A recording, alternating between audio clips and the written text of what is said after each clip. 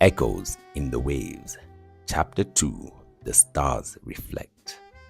The waves lapped at their feet as they walked side by side, the moon painting their silhouettes across the sand.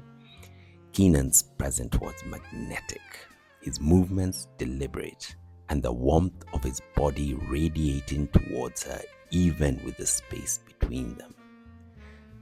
"Do you come here often?" he asked, glancing at her with a small teasing smile. "Only when I need to think," Nyah said, tucking a loose curl behind her ear. "It's the only place that feels big enough to handle everything I am carrying." Keenan nodded, his gaze thoughtful. "I get that. Sometimes I come here to remind myself how small I truly am. It's humbling." Nyah studied him, intrigued by the layers beneath his calm demeanor. "And tonight, what are you looking for?" He stopped walking, turned to her face her fully, his eyes now softened by the moonlight, held hers with quiet intensity. "I didn't know," he said, his voice low and steady, "but I think I've found it." Her breath caught, the weight of his words settling between them. The sound of the waves faded into the background as Keenan stepped closer. "You're staring," he said, a playful smirk tugging at the corners of his lips.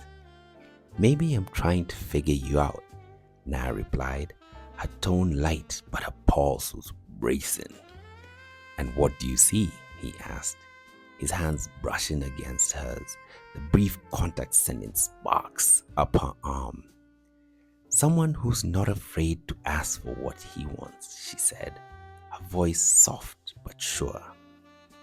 Keenan's smirk faded, replaced by a heat that made her stomach flutter.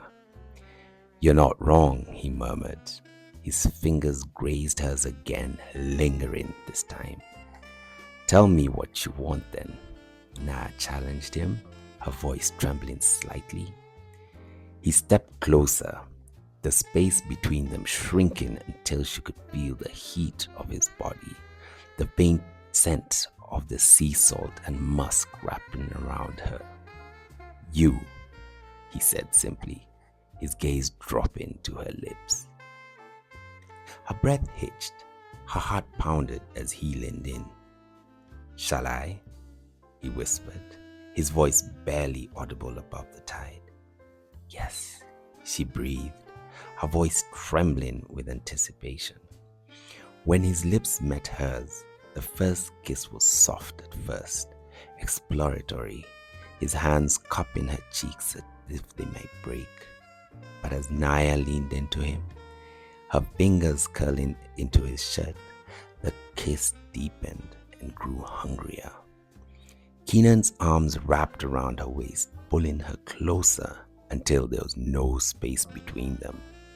The warmth of his body searing against hers.